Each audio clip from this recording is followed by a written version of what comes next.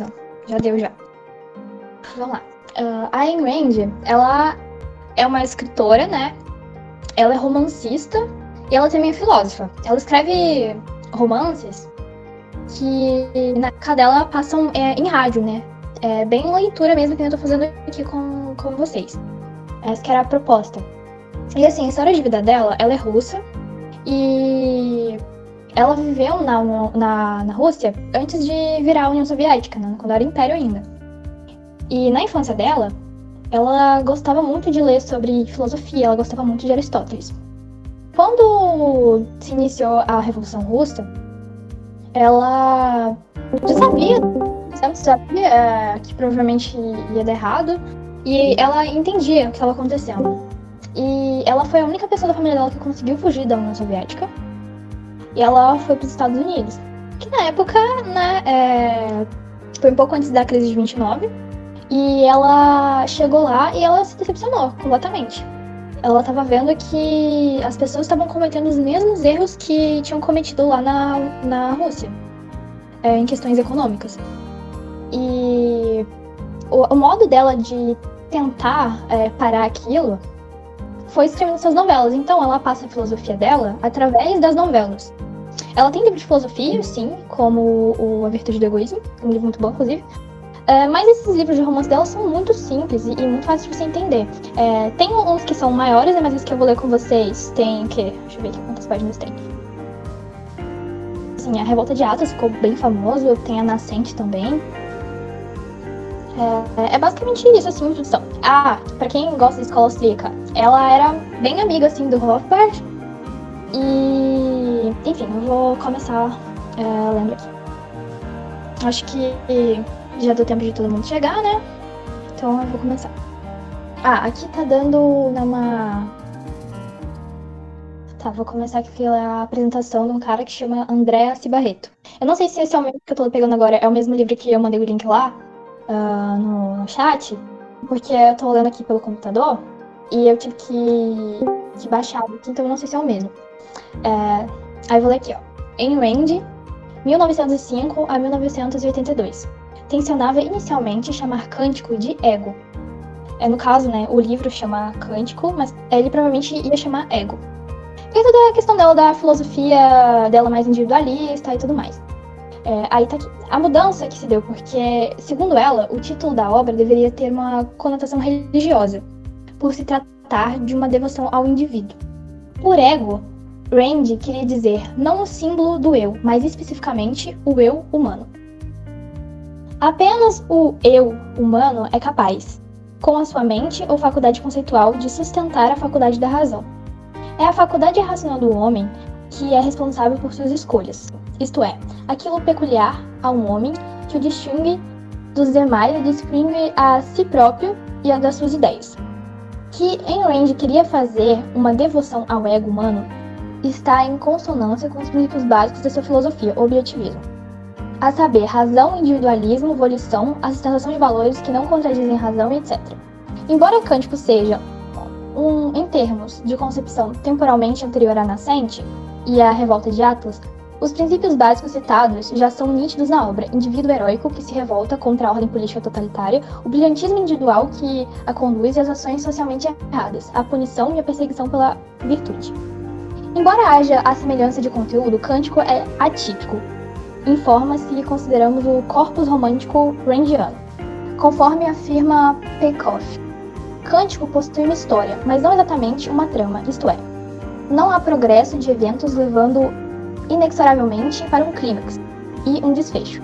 O mais próximo de um clímax em Cântico é a descoberta da palavra ou pelo herói, o que não é uma ação existencial, mas um evento interno, um processo de cognição. A obra também traz um pouco do chamado realismo romântico, que preenche os demais romances da filosofia. Cântico se passa num futuro em que impera uma ordem governamental totalitária do tipo fascista-comunista, mas que não tem um nome específico. Em Cântico não há um contexto contemporâneo como há, por exemplo, em A Nascente e A Revolta de Atlas. Esse trabalho de Rand distou dos demais nesse sentido, tanto que quando lhe foi oferecida uma adaptação cinematográfica, Rand também aceitara a possibilidade de a obra virar uma apresentação de balé, muito embora nenhuma das duas coisas tenha acontecido. O enredo de Cântico foi concebido por Rand quando ela ainda era uma adolescente que vivia na Rússia, muito embora deixe claro que a obra não pretende ser antissoviética. Por volta dos anos 1920. Ao chegar na América em 1926, demorou até 1937 para efetivamente escrever a obra por completo, a época em que também estava escrevendo a Nascente. Neste período, não houve nenhum interesse na publicação de Cântico nos Estados Unidos. Os anos 20 não conhecidos como a década vermelha devido à preponderância da intelectualidade comunista, que acabou sendo publicado inicialmente na Inglaterra em 1938 e veio a ser editado em solo americano apenas em 1946, na forma de panfleto, por uma pequena editora conservadora. O tema central do escrito é o conflito do indivíduo contra o coletivo, elemento onipresente na obra randiana e fundante da moralidade e filosofia política objetivista. O herói da história, que inicialmente atende pelo nome genérico de Igualdade 7-25-21, pretendia ser um cientista, profissão que daria vazão à sua vasta curiosidade. Mas o Conselho de Profissões decidiu que ele serviria mais e melhor à sociedade, sendo um varredor de rua. No estado de Igualdade 7-25-21 que ele vive, existem diversos conselhos que regulam até as mínimas atividades sociais, e cabe aos sábios homens do conselho dirigir centralmente a sociedade para que cada indivíduo se encaixe no lugar em que servirá melhor ao todo. Conforme Ayn Rand revela no seu prefácio, muitos a acusaram de pintar um quadro injusto. Observado por Rand e por nós não é exatamente assim.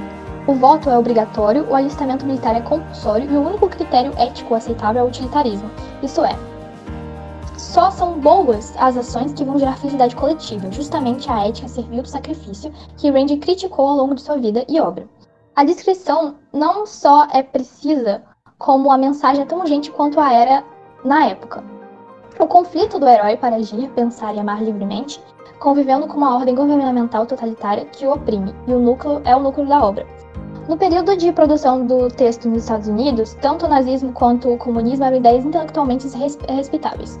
Duas formas exemplares de ideologia política coletiva. E a Rand observava uma tendência crescente em direção ao coletivismo na América. E o que Cântico faz é servir de alerta para que haja uma guinada nesse padrão. O marxismo já era uma moda consolidada pelos intelectuais nessa época, e Rand era testemunha ocular do seu caráter totalitário. Mesmo depois da sua saída da Rússia, Rand recebeu notícias que a informaram dos horrores do governo de Stalin, inclusive contra a própria família. Ainda que os crimes de Moscou ou Berlim não fossem segredo, muitos intelectuais americanos saudaram os regimes nazistas, fascistas e comunistas como experimentos nobres. Embora Cântico remeta aos regimes totalitários citados, nele o coletivismo, é levado às últimas consequências. O ambiente descrito é aquele que Hitler desejava instalar, onde não apenas bancos e indústrias seriam nacionalizados e estariam de joelhos perante o Estado, mas onde banqueiros e industriais estariam completamente estatizados. Vemos diversos elementos disso no romance, entre eles as alcunhas genéricas que cada habitante carrega, nomes dos personagens, eles não têm nome. O nome do personagem é tipo igualdade e um número, sabe? Todos os personagens. Que é pra realmente não ter uma característica do eu, você não tem nenhum nome. Continuando aqui. Bem, como os números de identificação, como os dos judeus nos campos de concentração, que servem apenas para caracterizar as pessoas como meras engrenagens sociais. Nomes próprios e específicos demonstrariam um resquício de consciência individual, que não pode ser permitido e não deve sequer ser conseguido pelos que habitam nessa ditadura global. Quaisquer referências à primeira pessoa, como eu ou meu, estão abolidas. São desconhecidas e, quando surgem na mente ou na boca de alguém, representam o maior pecado que se pode cometer. Conforme diz o lema inscrito no Palácio do Conselho Mundial, tudo que existe é o grandioso nós. Qualquer indicativo de pensamento próprio e independente configura um crime capital no estado habitado por igualdade 7-25-21. O processo de dissolução das consciências sociais atingiu o seu máximo. E quando a individualidade se extingue por completo, o coletivismo atinge o seu propósito último. Emerge daí um outro tema fundante de Cântico. À primeira vista, pode parecer que igualdade 7-25-21 e seus concidadãos são robôs vítimas de lavagem cerebral, e sem qualquer livre-arbítrio. Mas esse está longe de ser o caso. Rand alerta, em seu prefácio, que é a covardia moral das pessoas que permite que quadros como distrito se instalem, muito embora as pessoas murmurem depois do resultado de encontrar efetivamente que não era isso que queriam, mesmo que tenha sido o que eles autorizaram, e ter a bondade de chamá-la pelo seu nome. De acordo com o objetivismo de Rand, homens racionais devem refletir sobre suas ações e aceitar as consequências racionais de suas ações, mesmo quando a avaliação racional do que está em jogo não foi efetuada. Muito embora diversos intelectuais desejem nos convencer de que somos destituídos do nosso livre-arbítrio, desde economistas e sociólogos a neurologistas, não é mais uma vez o caso da Rand, acerta em cheio o diagnóstico do quadro predominante. O médico psiquiatra britânico Theodore, nome aqui que eu não vou pronunciar, revela um curioso caso de um dos seus milhares de pacientes mostrando como as pessoas acreditam que na verdade são escravos do seu meio social, econômico, psicológico, genético, e que na verdade isso é apenas um meio para lavarem as mãos moralmente e se eximirem das responsabilidades acarretadas por serem indivíduos racionais capazes de avaliar seus atos e consequências. Aí tá aqui um trecho. Por coincidência, agora existem 3 esfaqueadores na prisão. 2 deles em prisão perpétua, que utilizaram exatamente a mesma expressão ao me descrever o que aconteceu. A faca entrou, disseram, quando pressionados a recuperar a memória supostamente perdida dos acontecimentos. A faca entrou, aparentemente não guiada por uma mão humana. As tão odiadas vítimas eram encontradas pela faca, e facas levadas às cenas de crime não eram nada se comparados à força de vontade dos próprios objetos animados que determinam o desfecho infeliz. É aquela história, né? Armas não matam pessoas, pessoas matam pessoas. Juntemos isso que o meio social determina a consciência, e não o contrário. E temos o pano de fundo perfeito para a abolição completa da consciência individual. Todavia, como vemos em Cântico, o livre-arbítrio permanece. Igualdade 7, 25 e 21 opta livremente por escrever, dissecar animais, coletar metais, oferecer sua descoberta aos idealizadores da sociedade em que vive, explorar o local que descobriu. Seu amigo, Internacional 4, 88 e 18, livremente decide não delatá-lo. Sua amante livremente foge e o segue, e para que o plano final do nosso herói dê certo, ele conta com a rebelião livre de seus irmãos. Aqueles que obedecem, sucumbem e vendem seus espíritos e fazem gozando do livre-arbítrio. Os irmãos de Igualdade 7, 25 e 21 não se encontram anestesiados pela soma ou frequentam algum tipo de sala 101, em que foram submetidos à tortura, até acreditarem que 2 mais 2 pode ser 5, 6 ou qualquer outra coisa, ou todas elas ao mesmo tempo. Ao contrário, quando o nosso herói é submetido à tortura, é para que revele a verdade e não para sacrificá-la. A servidão é voluntária e a rebelião do um contra o todo é possível e permitida, basta apenas ser desejada. O problema da linguagem é a evolução da palavra eu. Toda a ordem política totalitária quer perverter a linguagem a fim de pavimentar a manutenção do poder. Cântico segue essa trilha, mas de uma maneira distinta daquela clássica de 1984 de George Orwell. Enquanto este último ação, sendo que a cada um novo dicionário, com cada vez menos palavras é lançado, na obra de Rand, os aspectos essenciais da linguagem já foram completamente pervertidos. O controle de linguagem implica no controle de pensamento. Aqueles que pensam com as palavras autorizadas pelo governo pensam o que e como o governo deseja. Em Cântico, o processo está finalizado, e a expressão maior disso se dá ao fato da palavra eu estar abolida. Visto que todas as nações de individualidade foram completamente suprimidas e as personagens desconhecerem os pronomes pessoais singulares, a ponto de se tratarem apenas na primeira e terceira pessoa do plural. Apenas pensamento e discurso formalizados de maneira coletiva são permitidos, e isso mostra que a coletivização da sociedade em Cântico é tal ordem que atingiu camadas mais profundas que meramente a política. A abolição não apenas da individualidade enquanto conceito, mas enquanto expressão verbal. Demonstra que na sociedade descrita em Cântico, o coletivo atingiu o espírito dos indivíduos.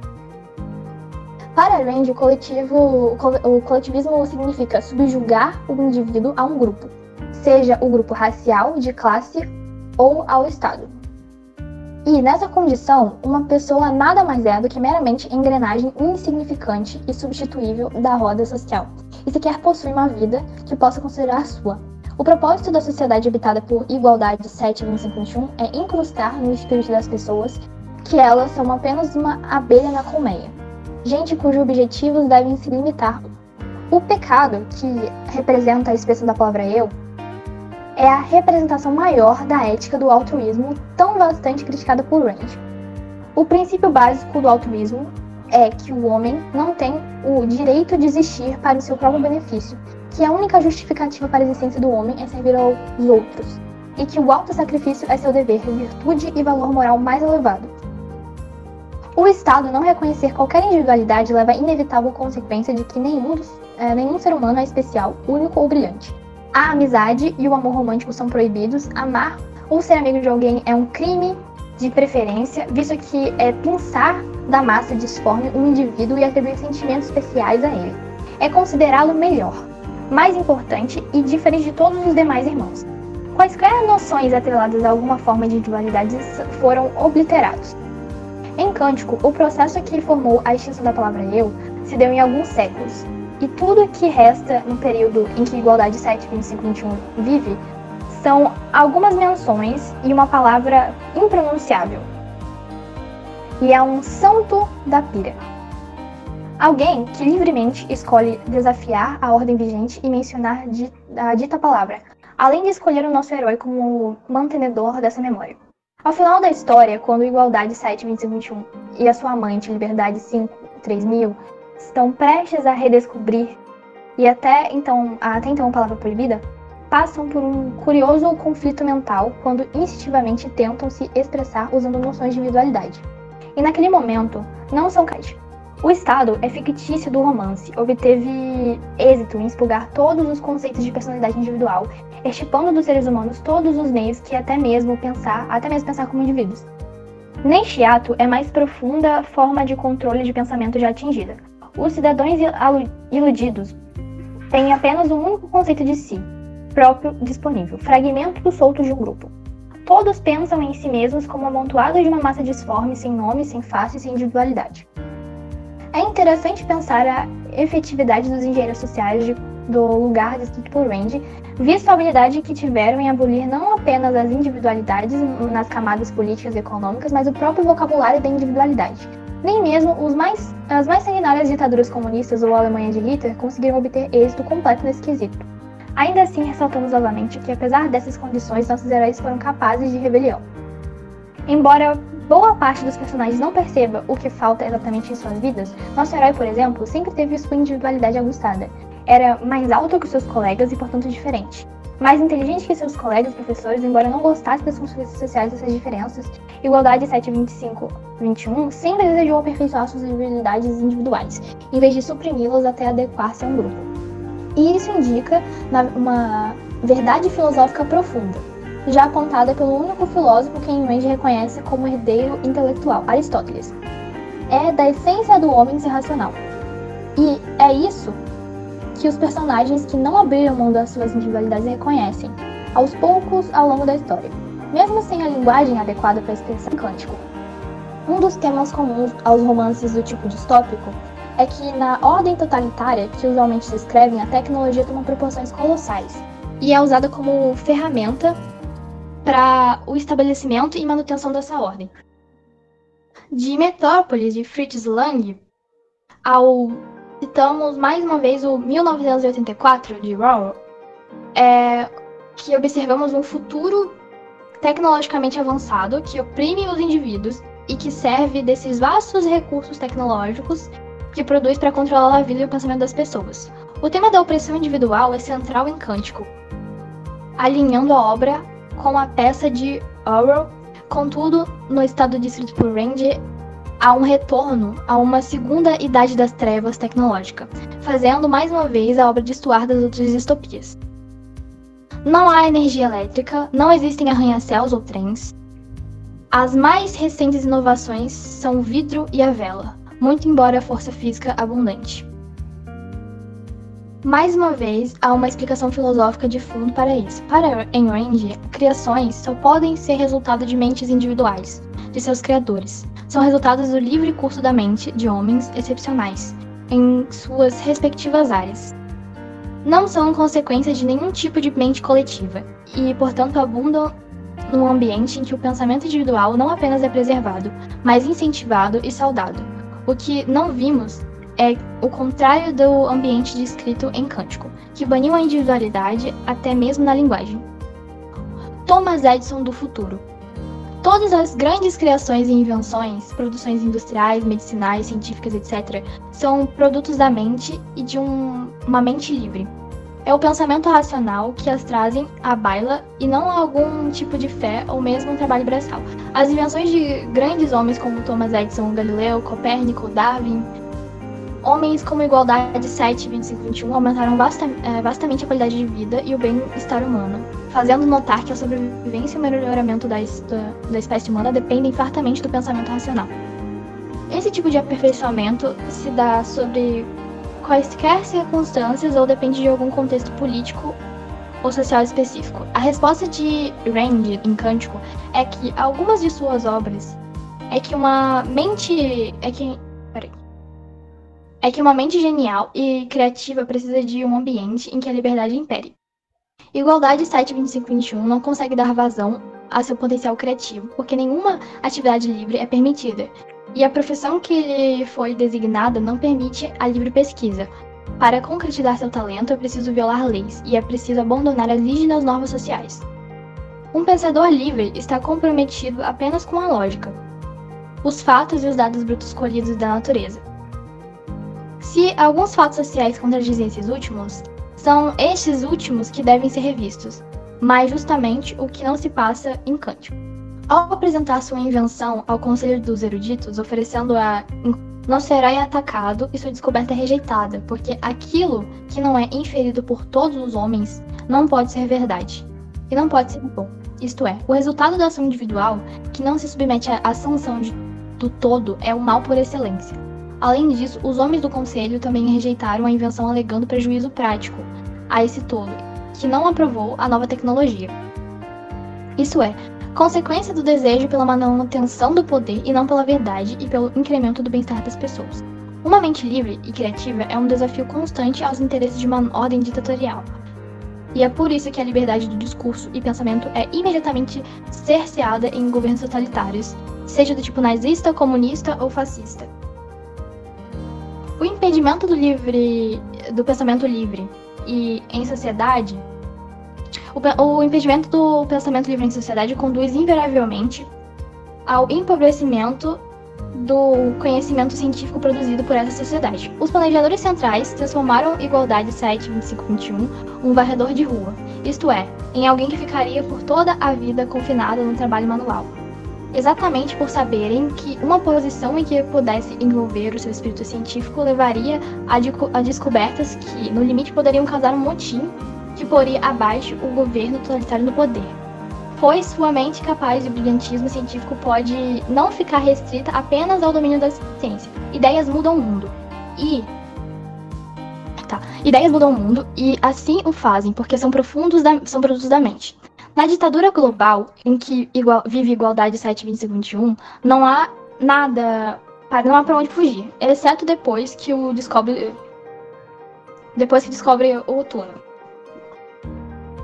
onde a livre circulação de ideias seja permitida e incentivada. Embora o contexto atual não seja ainda uma ditadura global, há, por exemplo, a possibilidade de imigrar para os Estados Unidos e aperfeiçoar suas habilidades livremente. Já na ditadura global pintada por Rand, uma mente livre não teria qualquer chance, o que culminaria num retorno a uma era de barbarismo. O que ela tá falando aqui, resumindo?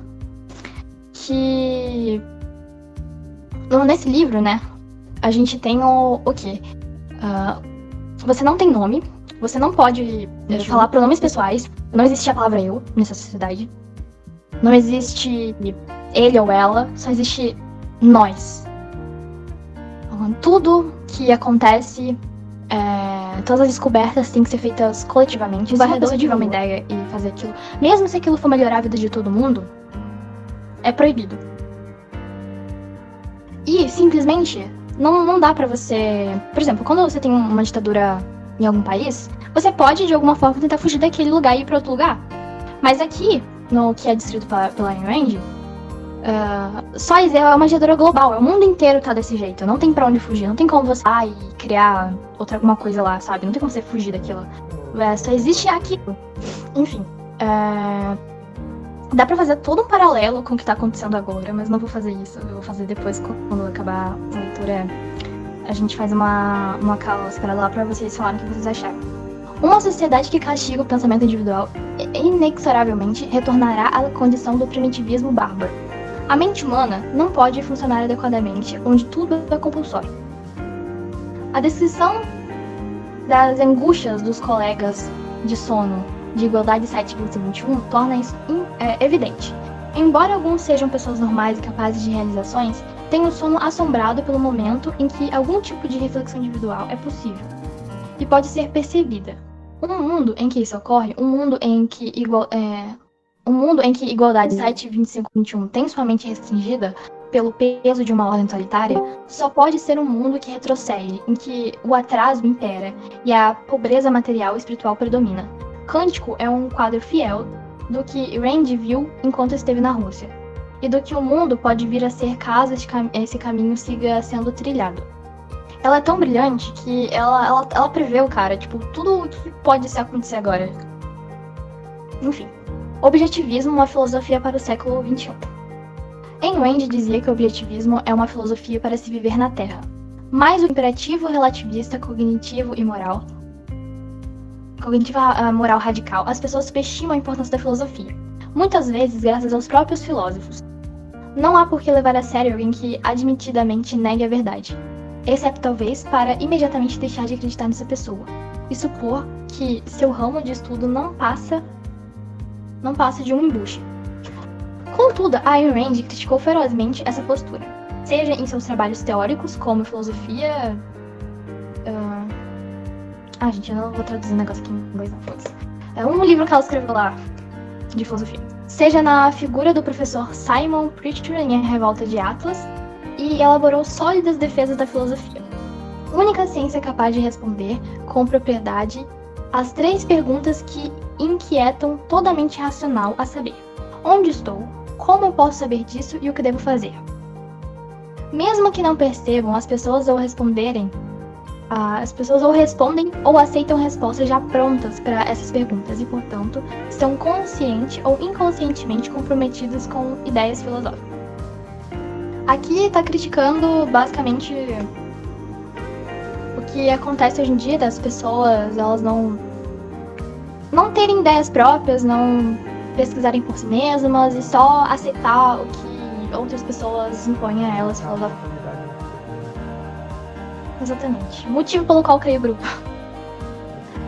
Mesmo as pessoas que recusam o que chamam de raciocínios abstratos da filosofia, que se consideram exclusivamente preocupadas com o problema ideário filosófico, mesmo que alegam ajeitar todo o ideário, estão tomando o partido filosófico. A questão da Rand é que tais posturas são filosoficamente sustentáveis e demonstram confusão... A questão da Rand é: tais posturas são filosoficamente sustentáveis ou demonstram confusão mental? Se, invariavelmente, a adesão de concepções filosóficas, e isso jamais pode ser posto em xeque, só é matéria de discussões quais ideias serão aceitas e quais serão rejeitadas. Se isso será feito numa base racional, emocional ou autoritária. A proposta de Rand é que você opte de maneira racional por aderir a certos princípios e não a outros, como diz a autora. Mas os princípios que você aceita, conscientemente ou subconscientemente, podem colidir com ou contradizer uns aos outros. Eles também têm de ser integrados. Tá, ela tá aqui falando sobre opiniões contraditórias, né, que você deve ter opiniões que elas possam ser integradas. O que os integra? A filosofia. Um sistema filosófico é uma visão integrada da existência. Como um ser humano, você tem uma escolha sobre o fato de que precisa de uma filosofia.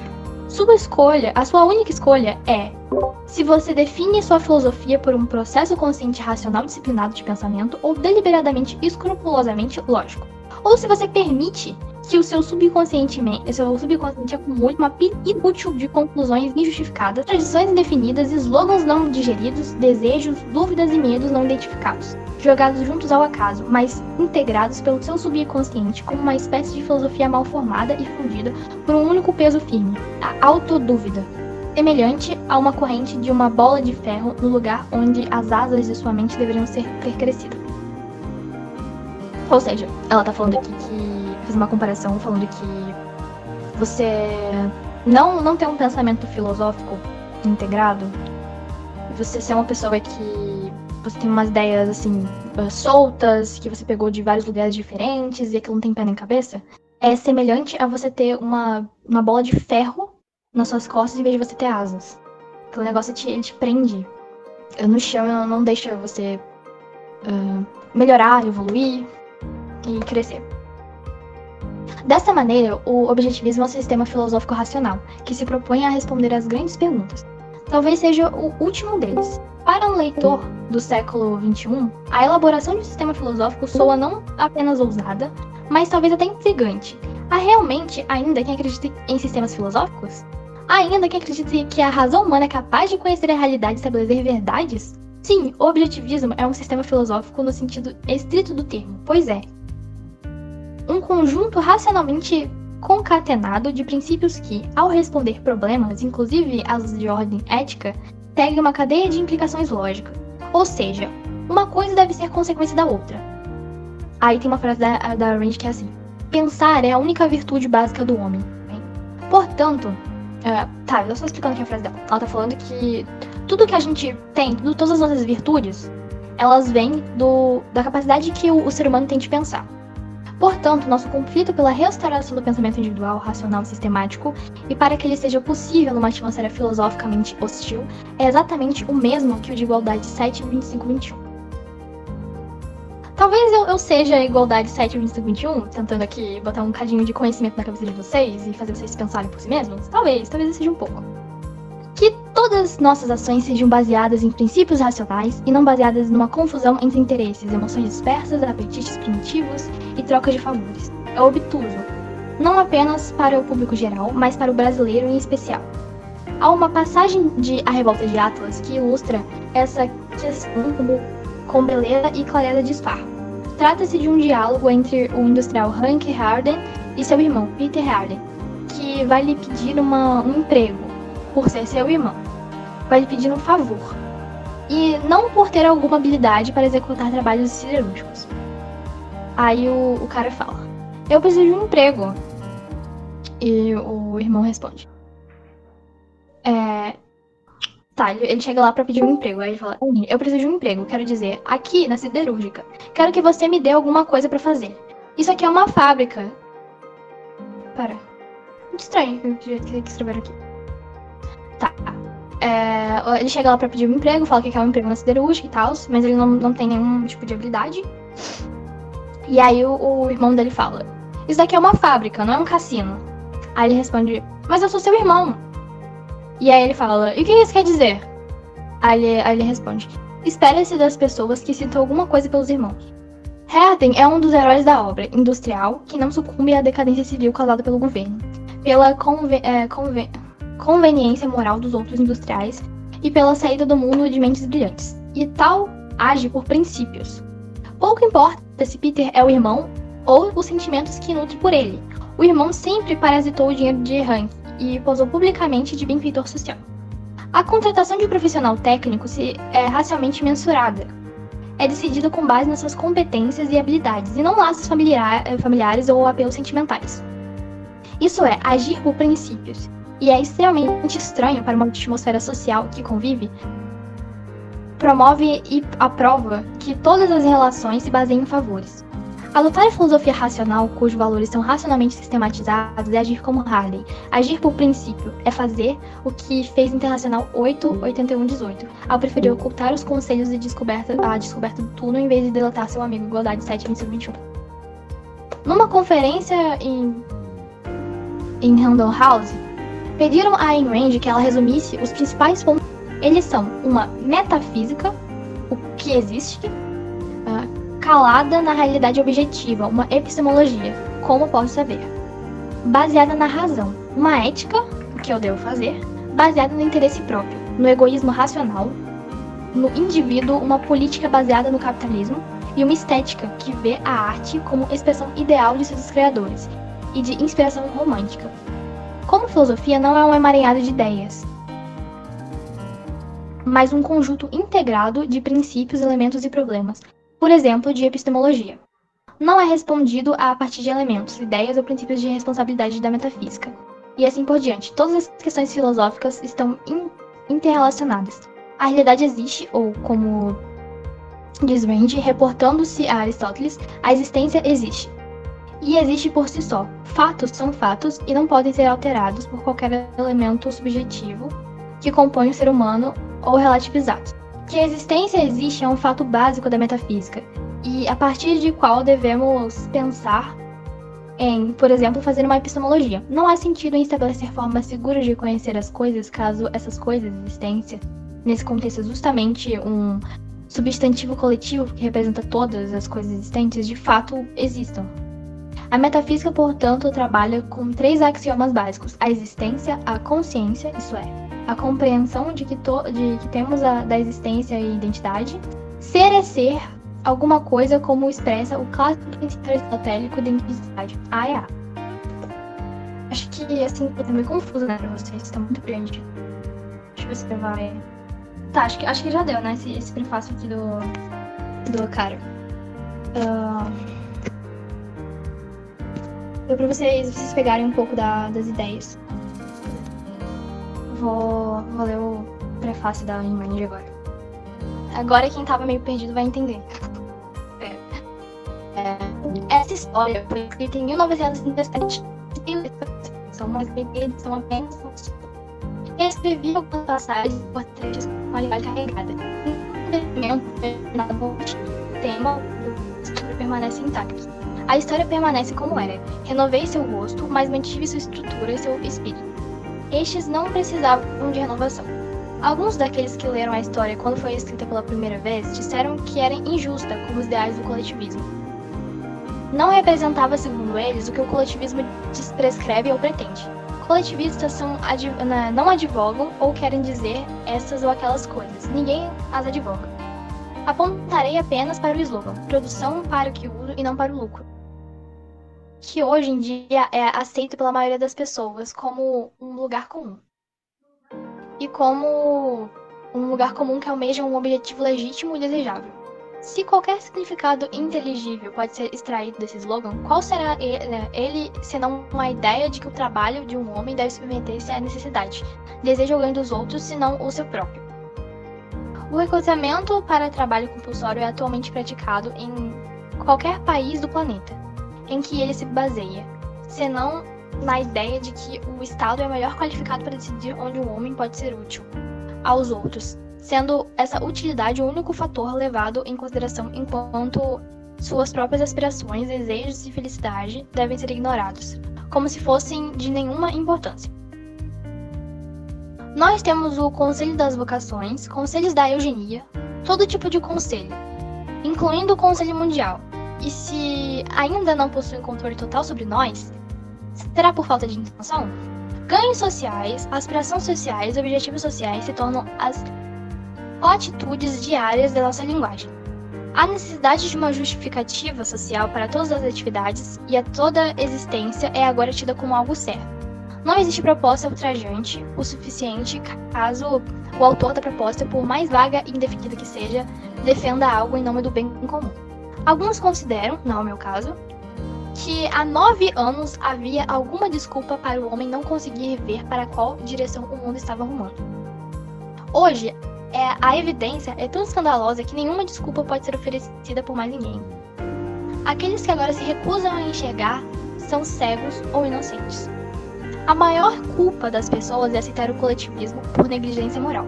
Pessoas que querem se proteger da necessidade de tomar partido, ao recusarem projetos que conduzem à servidão, e se escondem por trás de uma falsa afirmação de que são amantes da liberdade, sem dar qualquer significado concreto à palavra, pessoas que creem que o conteúdo das ideias não precisa ser averiguado, que o princípio não precisa ser definido e que fatos podem ser eliminados simplesmente fechando os olhos, essas pessoas esperam ver se num mundo de ruínas sangrentas e de campo de concentração e escapar da responsabilidade moral lamuriando.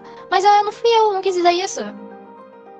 Aqueles que desejam a escravidão devem ter a bondade de chamá-la pelo nome. Devem enfrentar o significado completo do que estão defendendo ou permitindo que exista, o significado preciso. exato e completo de coletivismo, suas implicações lógicas, os princípios nos quais se baseia das últimas consequências e a que esses princípios conduzirão.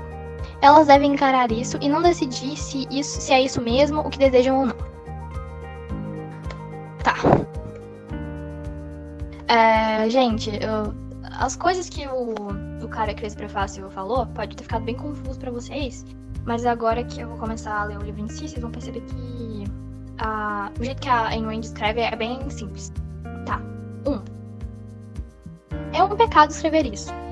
É um pecado pensar usando palavras que mais ninguém usa e colocá-las num papel que mais ninguém verá. É sórdido e malevoloso.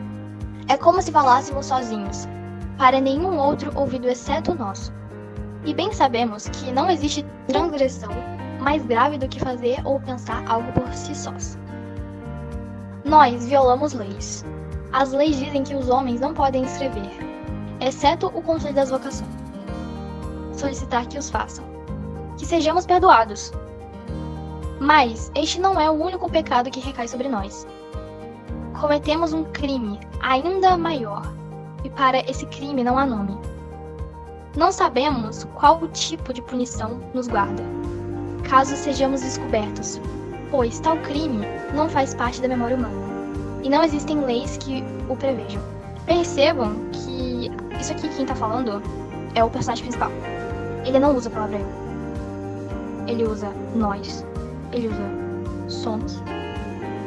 Ele usa sejamos, mas ele não usa eu. Ele tá falando dele mesmo. Continuando. Está escuro aqui. A chama da vela permanece viva no ar. Nada se move neste túmulo, exceto nossa mão sobre o papel. Não estamos sozinhos aqui, embaixo da terra. Esta é uma palavra assustadora. Sozinho. As leis dizem que ninguém entre os homens pode estar sozinho. Nunca, e nenhuma vez. Porque esta é a maior transgressão que podemos haver e a raiz de todo mal. Mas violamos muitas leis. E agora não há nada exceto nosso corpo. É estranho ver que apenas 2 pernas esticadas no chão e um par diante de nós, e uma parede diante de nós é apenas a sombra da nossa própria cabeça. As paredes estão rachadas, e delas escorrem finos fios de água, silenciosamente, negros e reluzentes como sangue. Roubamos a vela da despensa do lar dos varredores da rua. Seremos sentenciados a 10 anos no Palácio de Detenção Corretiva, caso sejamos descobertos. Mas isso não importa. Só o que importa é que a luz é preciosa e não devemos desperdiçá-la escrevendo quando precisamos dela para o trabalho que é nosso crime. Nada importa mais que o trabalho, nosso segredo, nossa maledicência, nosso precioso trabalho. Ainda assim, também devemos escrever.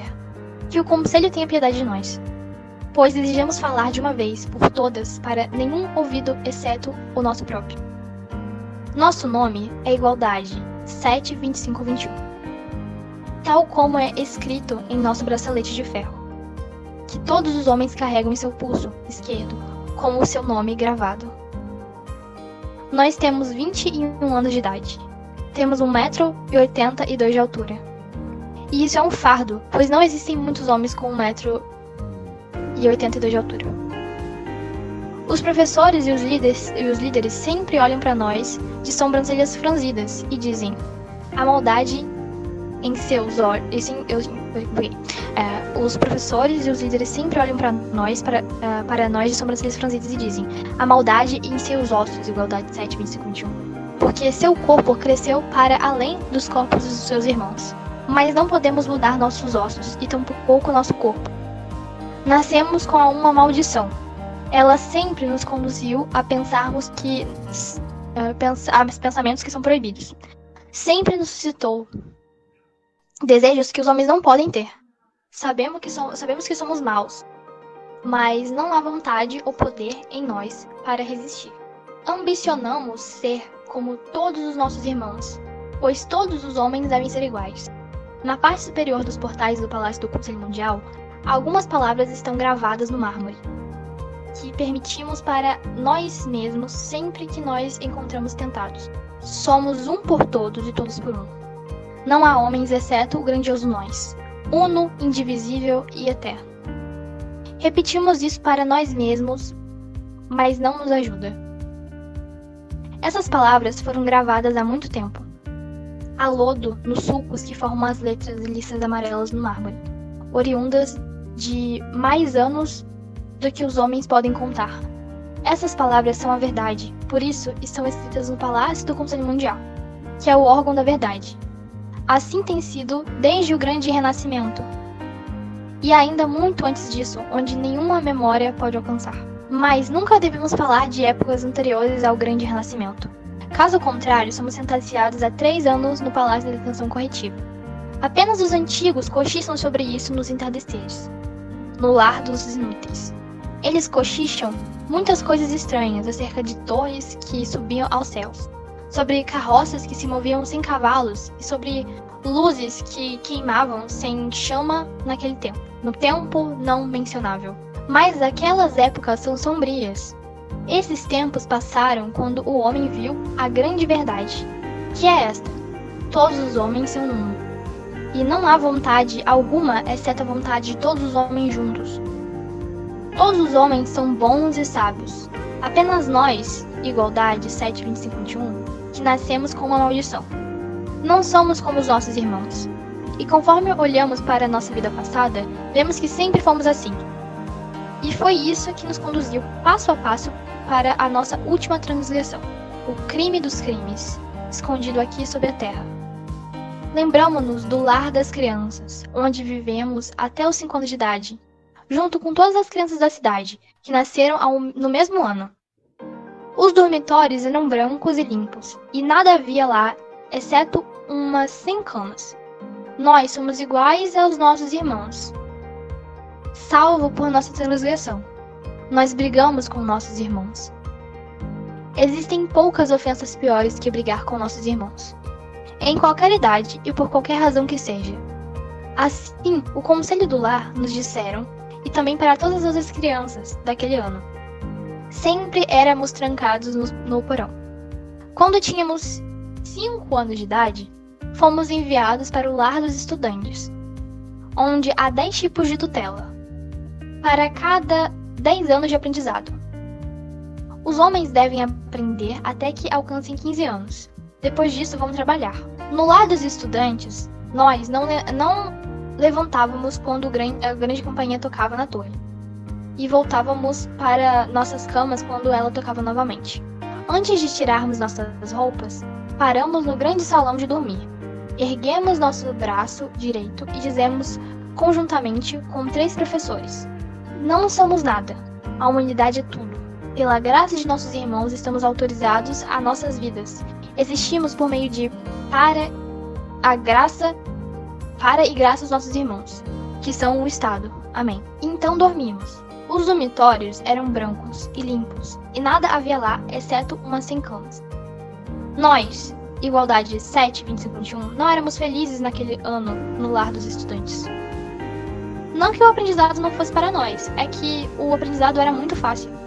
Este é um pecado muito maior, nascer espertos demais.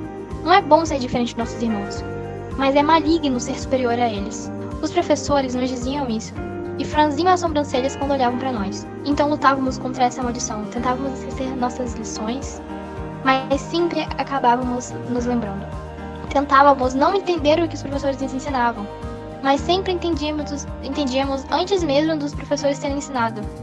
Olhávamos para União 5, 39 e 92, que era um garoto pálido. Olha só, olhavam para União 5, 39 92, que eram garoto pálido, com apenas metade do cérebro, e tentávamos dizer e fazer como eles faziam. Deveríamos ser como eles, como União 5, 39 e 92. Mas de alguma forma, os professores sabiam que não éramos, e acabávamos surrados com mais frequência que as outras crianças por isso.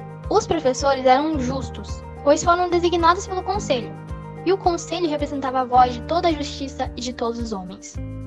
E se às vezes, na escuridão secreta de nosso coração, nos arrependemos do que sucedeu conosco em nosso 15º aniversário, sabemos que era a graça, que era graças à nossa própria culpa. Violamos uma lei ao não prestar atenção nas palavras de nossos professores. Os professores diziam a nós: Não ousem em suas mentes escolher o trabalho que gostariam de executar quando deixarem o lar dos estudantes. Vocês devem fazer o que o Conselho de Vocações prescreve. O Conselho de Vocações sabe, em sua vasta sabedoria, onde você é necessário para os outros homens. Melhor do que vocês podem saber com suas mentes desprezíveis. E caso vocês não sejam necessários para os seus irmãos, não há razão para vocês sobrecarregarem a terra com seu peso. Sabíamos disso muito bem nos anos de nossa infância, mas nossa maldição atrapalhou nossa vontade. Somos culpados e confessamos isso aqui. Somos culpados pela grande transgressão da preferência. Demos preferência a alguns trabalhos e lições em detrimento dos outros. Não ouvimos bem a história dos conselhos eleitos desde o grande renascimento, mas amamos a ciência das coisas. Gostaríamos de saber todas as coisas que compõem a Terra ao nosso redor. Estudamos e resolvemos muitas questões que os professores proibiram. Acreditamos que existem mistérios no céu, sob o mar e as plantas que crescem. Mas o Conselho dos Eruditos afirma que não existem mistérios e que eles sabem todas as coisas. Aprendemos muito com os professores. Aprendemos que a Terra é plana e que o Sol gira em torno dela, o que ocasiona o dia e a noite. Aprendemos o nome de todos os ventos que sopram pelos mares e empurram as velas de nossos grandes navios. Aprendemos como a sangria pode curar o homem de todas as doenças. Amávamos a ciência das coisas. E na escuridão, na hora secreta, quando acordávamos durante a noite e não havia nenhum irmão perto de nós, mas apenas suas formas e roncos nas camas, então fechávamos nossos olhos, mantínhamos os lábios cerrados e parávamos de respirar. Que nenhum tremor permita que nossos irmãos vejam, ouçam ou desconfiem. E pensávamos no desejo de sermos enviados ao lar dos eruditos quando chegasse a hora de trabalhar. Todas as grandes invenções modernas vêm do lar dos eruditos, tais como as mais recentes, que descobrimos há apenas 100 anos. Como fabricar velas e a partir de cera e de cordas. Também como fazer vidros, que é colocado em nossas janelas para nos proteger da chuva. Para encontrar essas coisas, os eruditos devem estudar a terra e aprender sobre os rios, as areias, sobre os ventos e as rochas. E caso fôssemos para o lar dos eruditos, poderíamos aprender sobre isso também. Poderíamos fazer perguntas, pois eles não proíbem perguntas. Nunca paramos de fazer perguntas. Não sabemos por que a nossa maldição nos fez buscar aquilo que não sabemos, sempre e sem parar. Mas não podemos resistir. Ela sussurra a nós que existem coisas grandiosas nessa nossa terra, que podemos conhecê-las caso tentemos e que devemos fazer isso. Nós perguntamos porque devemos saber, mas não há resposta a ser obtida. Devemos saber que podemos conhecer. Então desejamos ser enviados para o lar dos eruditos. Desejamos isso tanto que nossas mãos tremiam debaixo dos cobertores durante a noite. E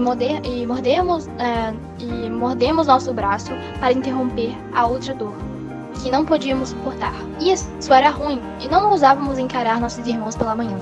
Os homens não devem desejar nada para si próprios. E fomos punidos quando o Conselho das Vocações veio entregar nossos mandatos de vida, que informam a quem alcança seu 15º ano, qual será seu trabalho pelo resto dos seus dias. O Conselho das Vocações vieram no primeiro dia da primavera, e os homens sentaram-se no grande salão. E nós, que tínhamos 15 anos, bem como todos os professores, nos dirigimos ao grande salão. O Conselho de Vocações sentaram-se no estrado mais alto e tinham algumas palavrinhas para dizer a cada estudante. Eles chamavam os estudantes por seus nomes e quando estes se postavam diante deles, um após o outro, o conselho dizia: carpinteiro, ou médico, ou cozinheiro, ou líder. Então cada estudante erguia o braço direito e dizia: que a vontade de nossos irmãos seja feita. Se o conselho disseram carpinteiro ou cozinheiro, os estudantes a que essas profissões foram atribuídas vão ao trabalho e não estudam mais. Porém, se o conselho disseram líder, então esses estudantes vão para o lar dos líderes, que é a maior casa da cidade. Lá existem 3 possibilidades. Estudam por muitos anos para que se tornem candidatos e sejam eleitos para o conselho municipal, conselho estadual ou conselho mundial, numa eleição livre e geral com a participação de todos os homens. Mas nós não queríamos ser um líder, mesmo que isso seja uma grande honra, queríamos ser um erudito. Aguardamos pela nossa vez no grande salão e então ouvimos um conselho das vocações chamarem o nosso nome, Igualdade 7, 25, 21. Andamos até os estrados. Nossas pernas não tremeram. E 2 do feminino. Deixa eu voltar aqui. Nossas pernas não tremiam. E então olhamos para o conselho. Havia 5 membros. 3 do sexo masculino e 2 do feminino. Seus cabelos eram brancos e suas faces marcadas com uma argila no leito de um rio seco. Pareciam mais velhos que o mármore do tempo do Conselho Mundial. Sentavam-se diante de nós e não se moviam. Não havia sequer um suspiro capaz de mover suas togas brancas. Mas sabíamos que estávamos vivos, pois o dedo do mais velho se ergueu, apontou para nós e depois abaixou novamente. Essa foi a única coisa que se moveu, pois nem mesmo os lábios do mais velho se moveram quando eles disseram varredor de ruas. Sentimos as cordas do pescoço apertarem-se conforme erguíamos a cabeça para olhar os rostos do conselho. E estávamos felizes. Sabíamos que éramos culpados, mas agora tínhamos uma forma de reparação. Aceitaríamos nosso mandado de vida e trabalharíamos para os nossos irmãos, prazerosa e voluntariamente. E então apagaríamos o pecado cometido contra eles, o qual eles não tinham conhecimento, mas nós sim. Estávamos felizes e orgulhosos de nós mesmos, e também da vitória sobre nós mesmos. Erguemos nosso braço direito e dissemos, e nossa voz era a mais nítida e firme do salão naquele dia: que a vontade de nossos irmãos seja feita. E olhamos diretamente nos olhos do conselho, mas seus olhos azuis eram frios como vidro. Assim nos dirigimos ao lar dos varredores de rua. Trata-se de uma casa cinza numa rua estreita. Havia um relógio de sol no pátio da casa. É a partir dele que o conselho do lar podem dizer que horas são e em qual momento tocar a campainha. Quando a campainha toca, todos nós levantamos das nossas camas. O céu está esverdeado e com aparência gélida, visto de nossas janelas apontadas para o leste. A sombra do relógio marca meia hora, para que possamos nos vestir e tomar café da manhã no refeitório, onde há 5 longas mesas com 20 pratos e copos de barro.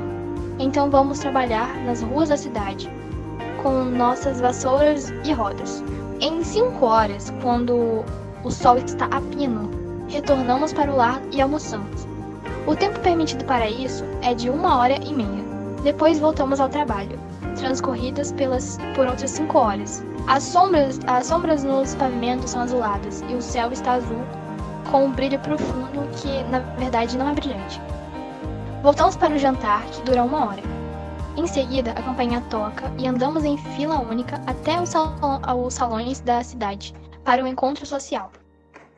Outras filas únicas de homens chegam desde seus lares, desde seus respectivos afazeres.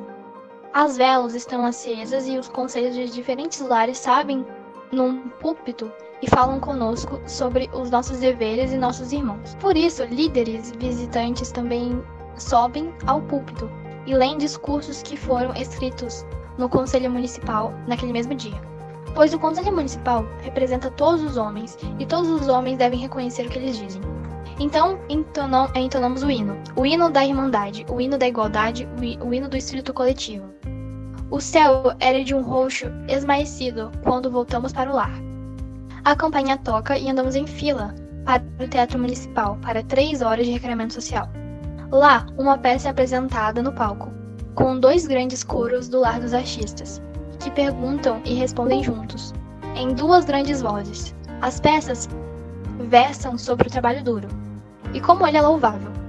Depois disso, voltamos para o lar em fila única. Nesse momento, o céu se assemelha a uma peneira preta pincelada com gotas prateadas e trêmulas, prontas para estourar. As mariposas se debatem contra o poste de luz das ruas.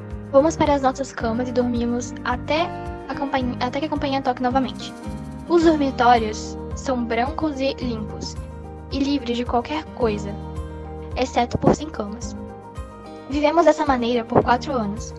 até 2 primaveras atrás, quando o nosso crime aconteceu. Todos os homens devem viver assim, até que completem 40 anos. Aos 40, eles estão ultrapassados. Aos 40, são enviados para o lar dos inúteis, onde os antigos vivem. Os antigos não trabalham, o Estado toma conta deles, tomam sol no verão e ficam ao lado das lareiras no inverno. Normalmente não falam, pois estão cansados. Os antigos sabem que morrerão em breve. Quando se passa um milagre e um deles chega aos 45, eles se tornam os anciões.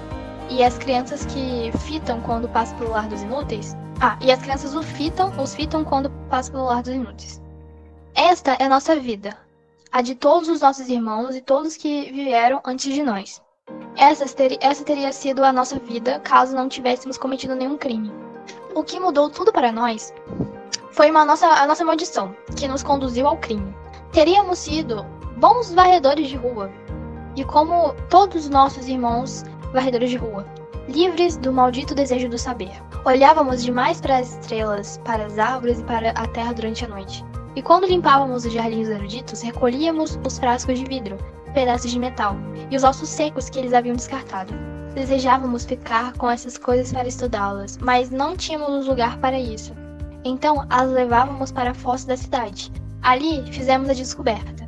Faltava um dia para a primavera acabar. Nós, varredores de rua, trabalhávamos em brigadas, compostas por 3 varredores, como União 53992, aqueles com apenas meio cérebro e com Internacional 48818. União 53992 são um rapaz doente e algumas vezes acometidos por convulsões. Quando a sua boca espuma e seus olhos ficam brancos, mais Internacional 48818 são diferentes. São jovens, altos e seus olhos parecem vagalumes, pois há algo de risonho em seu olhar. Não podemos sorrir ou olhar para Internacional 48818 em resposta à sua condição. Por isso, ele não pertence ao lar dos estudantes, visto que não é apropriado sorrir sem razão. Ninguém gostava deles, pois pegavam pedaços de carvão e faziam desenhos nas paredes, e estes desenhos faziam os homens rirem. Apenas nossos irmãos da casa dos artistas são autorizados a fazer desenhos, o que levou Internacional 48818 a serem enviados para o lar dos varredores de rua como nós. Internacional 48818 e nós somos amigos. Isso é algo maligno de se dizer, porque é uma transgressão. A grande transgressão de preferência. Amar um homem entre todos os demais, visto que devemos amar todos os homens como nossos amigos. Internacional 48818 e nós nunca falamos sobre isso, porém sabemos quando olhamos para os olhos um do outro.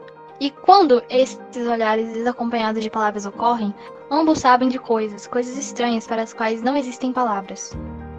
Essas coisas nos sustentam. Naquele último dia de primavera, União 53992 sofreram com convulsões na margem da cidade, próximo ao teatro. Os deixamos deitados na tenda do teatro e fomos com Internacional 48818 finalizar nosso trabalho. Fomos juntos até o grande desfiladeiro atrás do teatro. É vazio, exceto pelas árvores e ervas daninhas. Para além do desfiladeiro há uma planície, e além da planície se encontra a floresta desconhecida, sobre qual o homem não deve pensar. Estávamos recolhendo os papéis e trapos espalhados pelo vento do lado de fora do teatro, quando vimos uma barra de ferro entre as ervas daninhas. Estava velha e enferrujada pela chuva. Puxamos a barra com toda a nossa força, mas não podemos movê-la. Então chamamos o Internacional 48818 e cavamos o redor da barra. De repente, a terra desceu diante de nós e vimos uma grade de ferro em um buraco escuro. Internacional 48818 deram um passo para trás. Mas puxamos a grade e ela saiu. Ao fazer isso, vimos algumas argolas de ferro que apontavam para a descida, para um lugar escuro e sem fundo visível. Devemos descer? Dissemos-nos para Internacional 48818.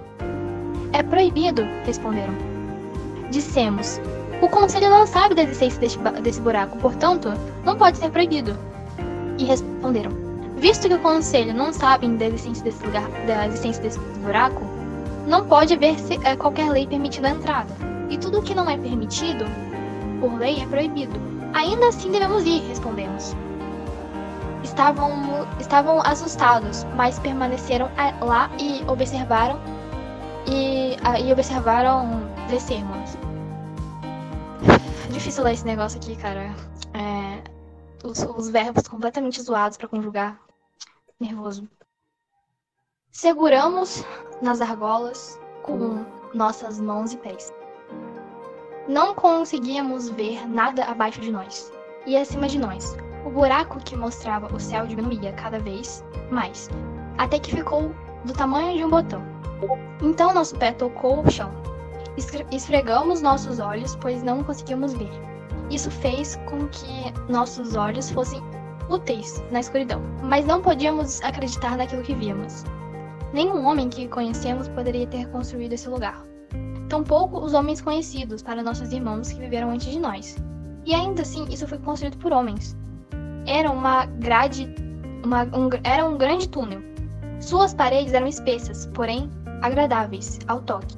Pareciam feitas de rocha, mas não eram rocha. No chão havia pequenos traços de ferro, mas não eram propriamente ferro.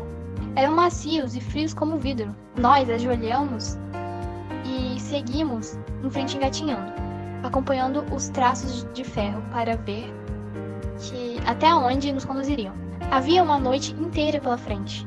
O traçado de ferro brilhava, claro e distinto, nos convidando a segui-lo. Mas não podíamos segui-lo, pois nos distanciávamos do ponto de luz, que ficava para trás. Então, viram e engatinhamos de volta, com nossas mãos no traçado de ferro. Nosso coração batia na ponta de nossos dedos, sem razão. Depois disso, rapidamente soubemos que este lugar era remanescente da época dos tempos não mencionáveis. Então era verdade, aqueles tempos existiram, bem como todas as suas maravilhas.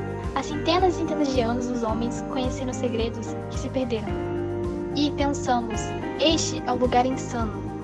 Aqueles que tocam nas coisas oriundas dos tempos não mencionáveis são perdidos.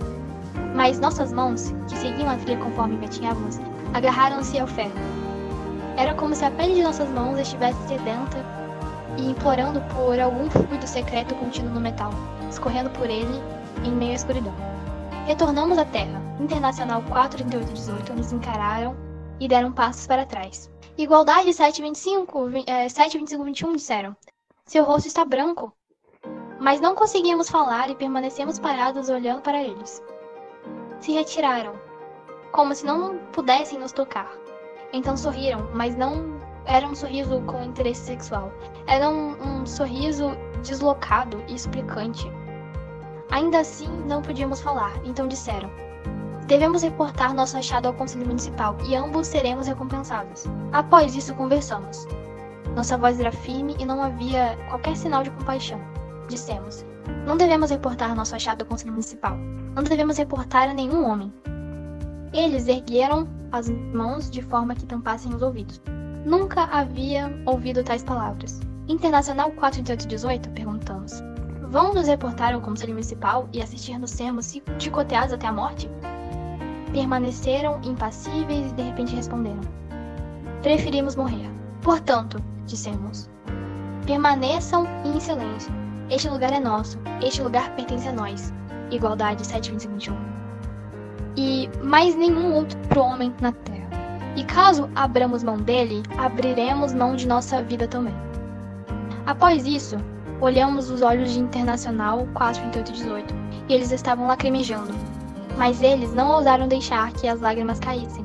Eles sussurraram e sua voz tremeu, o que fez com que as palavras perdessem um pouco da sua nitidez.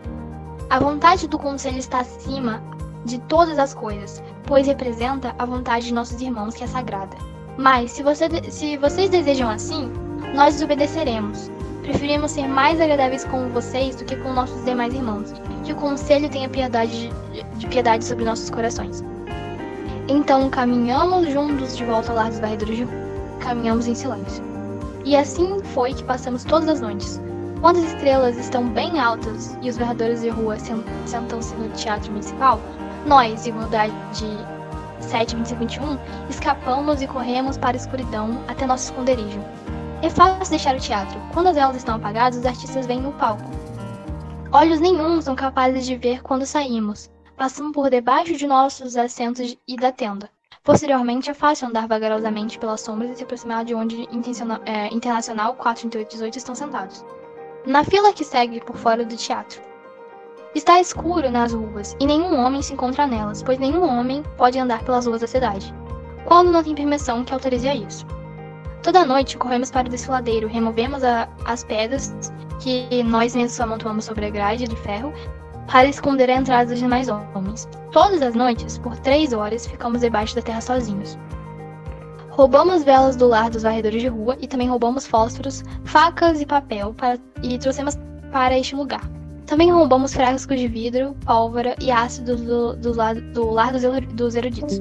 Agora sentamos no túnel por 3 horas, todas as noites e estudamos.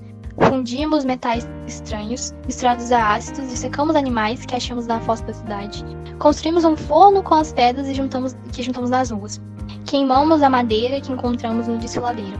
As faíscas e as sombras azuis produzidas no forno dançam pelas paredes, e não há qualquer barulho humano que nos perturbe. Também roubamos alguns manuscritos. Isso apresenta um crime grave. Manuscritos são preciosos para os nossos irmãos do lar dos escrituários, que empregam mais de um ano para fazer uma cópia deles em sua máquina de escrever. Os manuscritos são raros e mantidos no lar dos eruditos. Então, sentamos aqui sobre a terra, lemos os manuscritos roubados, e nesses 2 anos aprendemos mais do que em 10 anos no lar dos estudantes. Aprendemos coisas que não estão nos manuscritos. Solucionamos segredos de que os eruditos não têm conhecimento. Observamos quão grandioso e inexplorado e nem mesmo muitas vidas nos levariam ao fim de nossa busca. Mas não desejamos interrompê-la. Não desejamos nada, exceto estarmos sozinhos e aprender.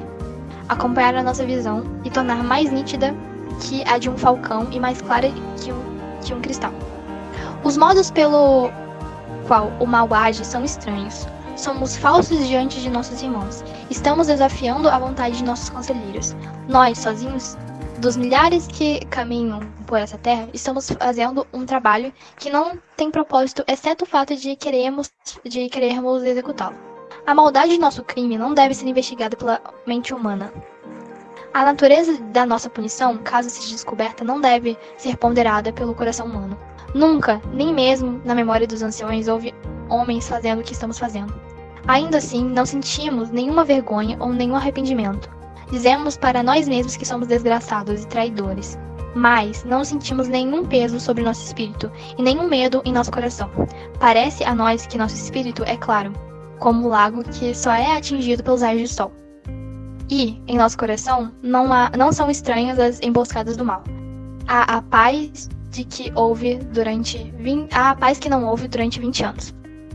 Acho que já tá bom, né, gente? Já lemos 40 páginas. O que vocês acham? Querem continuar? Olha, se vocês decidirem pra mim, tá bom, velho. Não tô ouvindo. Quem é que tá falando?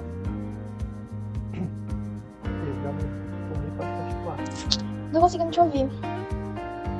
Alô? Vamos fazer o seguinte, vamos lá Deixa eu ver se eu consigo fazer isso. Botar vocês na outra cal. Consegue, mas vai demorar um pouquinho, né? Porque é um vídeo de cara. Não sei fazer isso ainda, não. Vamos ir pro outro canal. Quem que tá vendo alguma coisa aí? Tá ressoando aqui. É a Sarah. Ah, Oi, tá. desculpa, que a TV tá ligada. Tá. Então, gente, agora pra vocês falarem o que vocês acharam da leitura. Ah, eu gostei. Deu pra vocês entenderem? Eu não sei se deu pra entender, porque, tipo, sei lá, não tô acostumada a fazer isso. Eu não tenho costume de ler em voz alta, então não sei se tá bom, minha dicção é meio ruim, mas acho que com o tempo melhorar. Eu entendi. Às vezes eu me perdia, mas depois eu entendi. Ó, Você entendeu? tá bom. O texto da Ayn Rand mesmo, cara, ela era do livro mesmo, entenderam? Porque aquela introdução lá que eu tava lendo, que é do cara que traduziu, ele tava, tipo, usando várias palavras, assim, tipo, super difíceis, assim, só quem tipo, sabe mais de filosofia, está acostumado com o vocabulário, que entende. Eu entendi. Eu introduzi muito legal. Eu não gosto de filosofia, mas sei lá. A maioria das palavras. Não, mas o texto agora que eu tava lendo, que é o texto do livro mesmo, da história em si, você entendeu? Sim. Eu entendi. Tá, então aqui. Porque, tipo, o livro dela em si, a linguagem que ela usa é bem fácil. Assim, a única coisa ruim é porque o livro é em terceira pessoa, né? Porque, tipo, não existe a palavra eu e tudo mais. Daí fica meio embolado por causa disso. Até eu pra falar fico bugado, mas... Eu acho que ela fez de propósito. Não, mas é de propósito mesmo. Tipo, é pra você, tipo, realmente entrar numa imersão de uma mentalidade completamente coletivista, do mundo completamente coletivista. É o extremo do coletivismo. Isso aqui, o que ela descreve aqui, é o comunismo, o fascismo, o nazismo utópico, sabe? É o máximo utópico. E não tem líder, eu achei até estranho um coletivismo sem líder. Tem um conselho, sabe? É tipo, tem essas várias... conselho. Esse pessoal, tipo, eles não têm casa, sabe? Tipo, onde eles moram, tipo, o lugar onde todas as pessoas que fazem as pessoas que eles moram. Daí, tipo, eles não têm nada, literalmente nada. Tipo, o lugar onde eles ficam, só tem cama. Não tem mais nada além disso, sabe? Tipo, é tudo completamente padronizado. Toma um banho. Ela não colocou isso aqui. É um detalhe engraçado, mas o texto é legalzinho. A premissa tinha lembrado o 84, apesar de eu nunca ter visto. Eu não sei se tem muita relação a esses dois. Então, mas o que eu percebo lendo isso agora, né? Porque, tipo assim, uns anos atrás, quando eu li, eu nem pensava que poderia ter uma possibilidade disso. Porque aqui ela tá falando de um governo mundial, que é literalmente o que a ONU tá querendo fazer agora. É o que... Eu espero que não aconteça, né? Mas é o que querem implantar, sabe? Que eles querem fazer leis mundiais. E... Só que aí tem é basicamente isso que ela tá falando aqui. por enquanto tem uma barreira bem forte que impede isso de acontecer. Tipo, é possível, assim, mas só se você conseguir convencer a cabeça de todos os países, todos os governos, todos os presidentes. Assim, tô dizendo agora que na realidade, eu não sei como eles conseguiram fazer isso na história. Mano, vocês estão me escutando? Tô falando. O que você pode falar? Boa noite aí pra geral. Você vai sair? Tá. Mano, Alguém quer fazer alguma pergunta? Quer falar alguma coisa? Falar sobre coletivismo não é legal. Uma vez, um de cada vez. eu comecei aí, cara. Que o avanço tecnológico pode proporcionar isso. A gente vê como tá em relação às redes sociais, onde quer entrar na vida de todo mundo, entrar na cabeça de todo mundo. Então isso pode ser um meio muito forte para isso acontecer. Concordo. Fala, Arthur. Eu acho que... Eu não sei, cara, se a sociedade vai chegar nesse ponto aí. Se Mas puder, eu acho que eu já vou... não considere isso, por favor. Eu acho que se chegar eu já vou ter morrido, então... sei lá. Eu não acho que as pessoas sejam tão burras nesse ponto. Tão burras não, tão influenciáveis. Não sei, né? Existe. Eu espero que você O quê? Cortou o que tu falou. tá falando pra Arthur. Que você trabalha sua retórica bastante depois que a gente lê os 3 livros. Pra ver se melhora um pouco, porque, pô, cara, é difícil. Enfim, a gente pode fazer vários paralelos aqui com a história. Essa questão de censura de palavras. Pô, cara, a ONU tava censurando palavras um tempo atrás. A gente também tem a censura da mídia e tudo mais, que tá tendo várias coisas agora que o pessoal nem percebe que tá acontecendo. O pessoal não fica nem sabendo, cara. Porque a gente tem uma bolha, né? A gente do nosso grupo. Mas, cara, há um tempo atrás, pra quem não sabe, a ONU fez uma lista de palavras que eram proibidas. Que, tipo, que eram pra ser proibidas de falar, que não era legal falar. Entre essas palavras, sabe, tipo, marido e mulher. Você não pode mais falar marido e mulher. Segundo a ONU. Uma coisa que Eu saiba nada, jovens... faz é obrigatório, né? Mas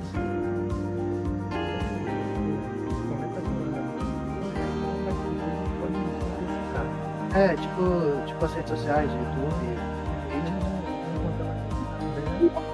Mas não fizeram isso, só não virou uma proibição ainda, porque eles não têm poder ainda pra fazer isso. Porque se tivesse como eles fazer isso, tinham feito. Se eles pudessem implantar um chip na gente, pra gente parar de pensar e só fazer as ordens que eles mandam, eles fariam isso. Não tenho dúvida. eu acho que toda pessoa poderosa faria isso, né? Se tornar a gente escravos é o melhor plano possível, né? pro líder Então... Se nós fôssemos líder, a gente poderia ter o mesmo pensamento. Só que porque a gente quer. Outra coisa, o planejamento central. Você não pode, em sociedades totalitárias, você não pode escolher sua profissão, né? Que deixaram aqui bem claro. Isso. É tipo aqueles testes de emprego lá, e aí a pessoa segue totalmente ele, seguindo um monte de respostas que, sei lá, os pais pedem ou coisa do tipo.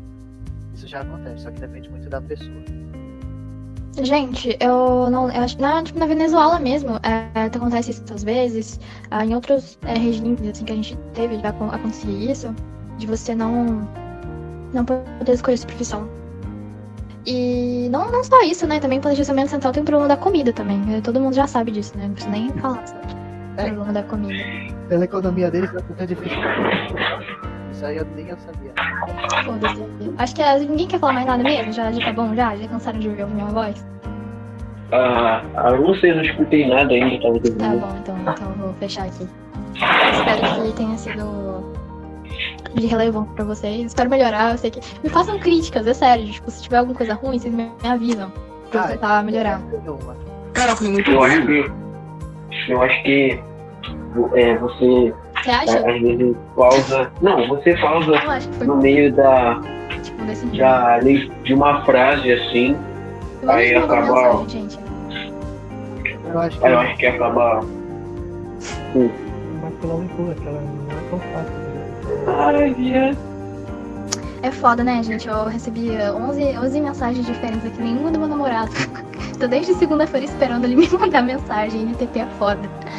Aliás, gente, qual dia que é bom pra poder a gente falar de psicologia?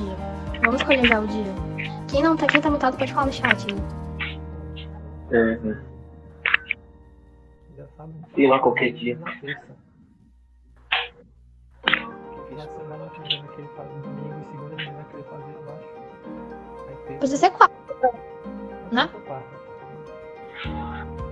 E Vai ser pra o dia assistir as Vai ser o aulas dia dos fica precisam blindado. do coffee. Então vai ser terça, aí tem um dia. Aí tem um dia. É porque essa Mano, semana eu não sei se eu vou poder. Mas a próxima das próximas. Podendo, a gente pode deixar definido. Tá, tudo bem então. Quando eu conseguir comentar Então, no essa chat. semana vai ser na quarta, então. Daí nas outras pode ser na terça. E aí na quinta a gente coloca pra assistir as aulas do coffee. Pode ser então? Ah. Então tá. Calma, o que é Boa corte? noite pra vocês. Até. Boa noite. Não, quarta. Até. O que é